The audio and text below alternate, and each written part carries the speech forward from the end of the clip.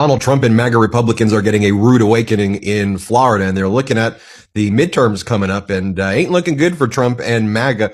Some of the latest polling has Trump's approval in Florida at net negative 7.5%, and that's been decreasing by the day. You have the MAGA Republican governor out there, Ron DeSantis, commenting about the Texas special elections, including the most recent one for state Senate District number 9, where the Democrat overperformed by plus 31 points and won in a plus 17 Trump district by a plus 14 margin against a Trump-endorsed candidate named Lee Wham Gans. Taylor Remitt went on to win that race. And Ron DeSantis writes, special elections are quirky and not necessarily projectable regarding a general election. That said, a swing of this magnitude is not something that can be dismissed. Republicans should be clear-eyed about the political environment heading into the midterms. And day by day, DeSantis is throwing the Trump regime under the bus even more. That's a story to keep on following. And I saw he came out against data centers and a lot of the AI initiatives of the Trump regime recently as well. You take a look recently, there was that Miami mayor's race as well. And you had Eileen Higgins becoming the first Democrat elected the mayor of Miami in nearly 30 years, when Donald Trump, the same way he endorsed that MAGA candidate in Texas, he endorsed the mayoral Republican candidate Gonzalez in Miami, who suffered a massive loss there. You know, and that brings us really to Florida's 27th congressional district right here, where you have a big race coming up. You have this MAGA Republican candidate, Maria Salazar. Her parents and family fled Cuba, and her whole thing was that she was protecting the population from socialism and dictators, and then she hoisted up Donald Trump, who was a dictator and who does socialism for the billionaires. And she's been saying and promising her constituents all along that we promise you, Donald Trump is not going to do immigration raids. He's not going after people who have been here for a long time. He's only going after criminals. So the day after the presidential election, this is, by the way, is what she's been saying. She's been MAGA through and through. And so I'll just give you one clip, for example. The day after the presidential election, when she was interviewed by PBS, she said, I promise you, everybody, Donald Trump is supporting my Dignity Act. It's called the Dignity Act because if you've been here and you're hardworking and you're an immigrant, you have nothing to worry about at all. You're good. It's only the violent criminals. Trump told me, he promised me, we're going to get this act passed. And even if we don't get the act passed, he supports it. Watch what she said on PBS the day after the election.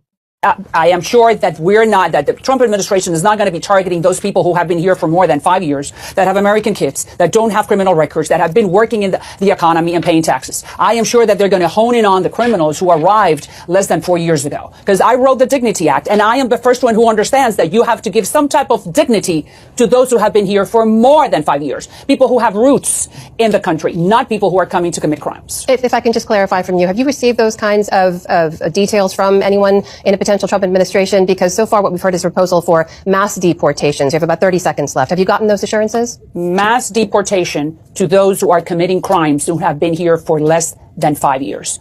You understand that you have millions of undocumented who are contributing with the economy and are helping our country to be a better one. Checking in on the Trump administration, you support what she just said? She said that she spoke to Trump. You read the legislation. You're with it.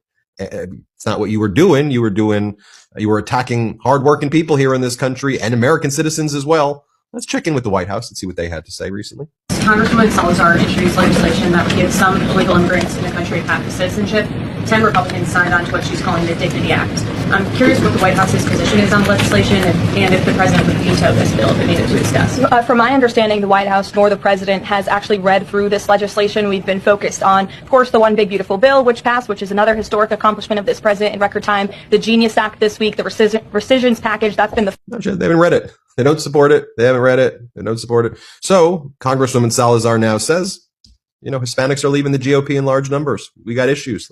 And then here's what she says about Machado, the former leader of Venezuela, or the opposition leader, rather, of Venezuela. Let's play this clip. The America First agenda. Sorry, America First agenda. Yes. So just real quickly, if you can, Maria Machado, you just heard what Congressman Crow said about her not being part of this, at least the initial stage of this plan. I know that you traveled to Oslo with her. Was she disappointed to hear that they're allowing the elevation of the vice president to run the country for now?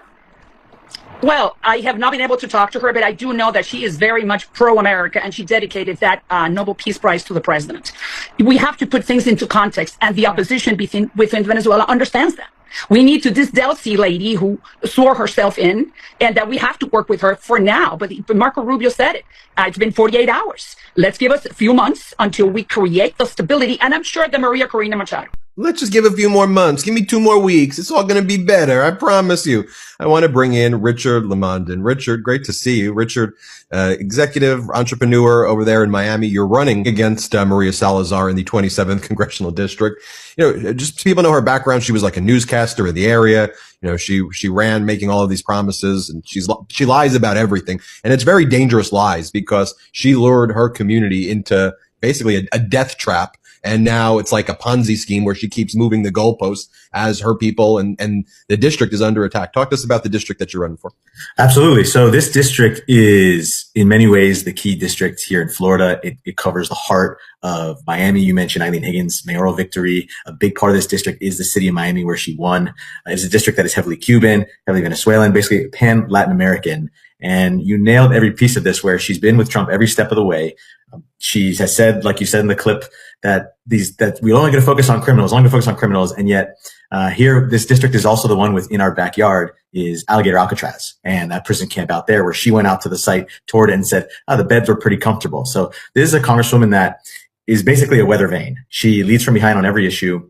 One of the big things that she has done is not support the Venezuelan community. You mentioned Maria Corina Machado, but also Venezuelans here in South Florida have lost temporary protected status while the same Maduro regime is in power. She has not stood up to administration when Cubans have had double the number of deportations this year than they've had last year. A lot of seniors, many of them of Cuban descent, have been left in fear because she initially did not support expanding the SNAP benefits that almost were cut. She has supported Caroline Levitt talked about the big, beautiful bill. She voted to cut a lot of programs for the seniors in her district. This district has one of the largest numbers of Obamacare recipients in the entire country, and she is one who cut the tax credits that made it affordable. Some of the people in my district I speak to, their insurance bills have gone from $450 to over $1,200 a month. So this is a congresswoman that has repeatedly failed. The difference now from previously is that people have caught on to this. I go into a lot of spaces with people who voted Trump 3 times, Salazar multiple times, and they talk about how they're fed up with her. She's never in the community. She's focused on political theater, not the real problems in our community. And, and the fact is, her only real solution to this problem, you mentioned the Dignity Act, it's not a pathway to any kind of citizenship. There is no pathway to citizenship in that law. It's a penalty box. It requires immigrants who come here to pay additional fees. It is one that makes sure that we have a second class of citizen here in the United States, something that is completely against the entire concept of the American dream. And she is someone that has failed this community at every turn, and that's a big reason why I'm running. Right. I mean, she's a total fraud. I mean, she said This is the notification that Donald Trump has been dreading more than any indictment, more than any protest, and more than any trade war. At 7 a.m. this morning, Friday, January 30th, 2026, the political impossible happened. Florida, the fortress of the MAGA movement, the state that has been the beating heart of the Republican Party for a decade, and the president's own adopted home, is gone. But it's not just the top line number that has Mar-a-Lago in a panic this morning, it's the WHO. The coalition that built the Trump dynasty is fracturing in real time. The condo commandos, the seniors who vote religiously, have swung 20 points against him. The Venezuelan community in Doral, once his staunchest allies, are in open revolt. And suburban women in Seminole County, they have completely abandoned the GOP. Why?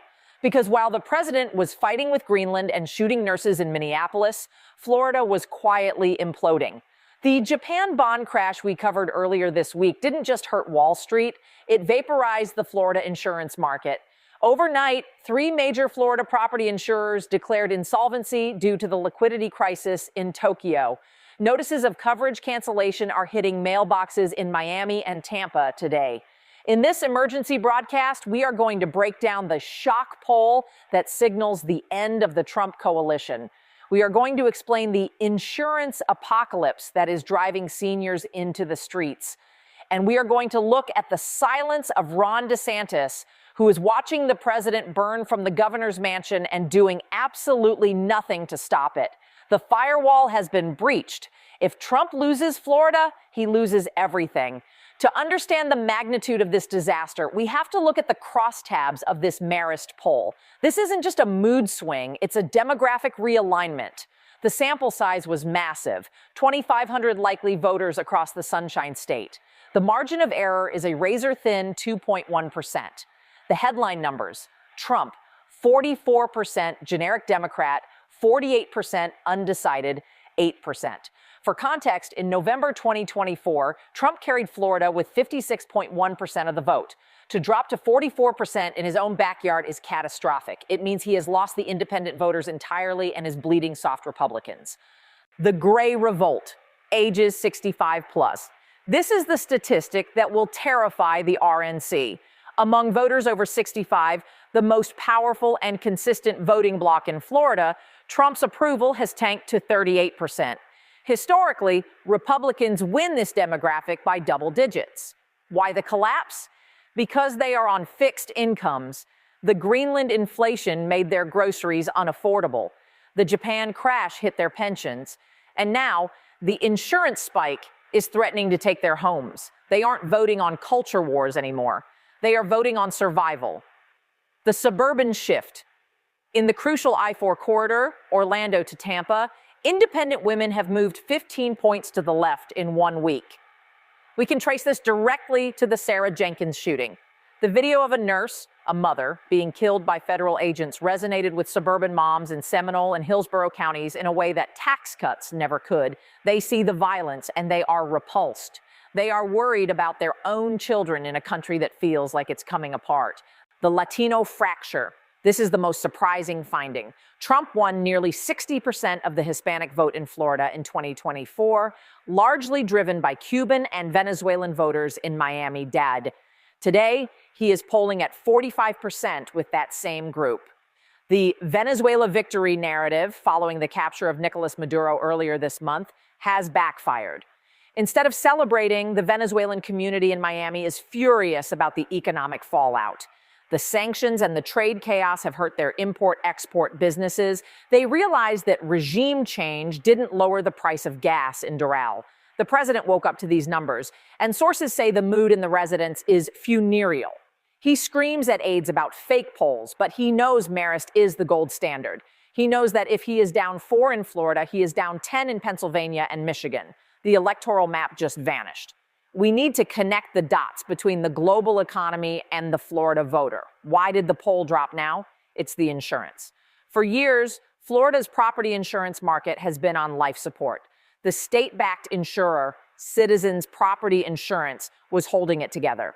But Citizens relies on reinsurance, insurance for insurance companies.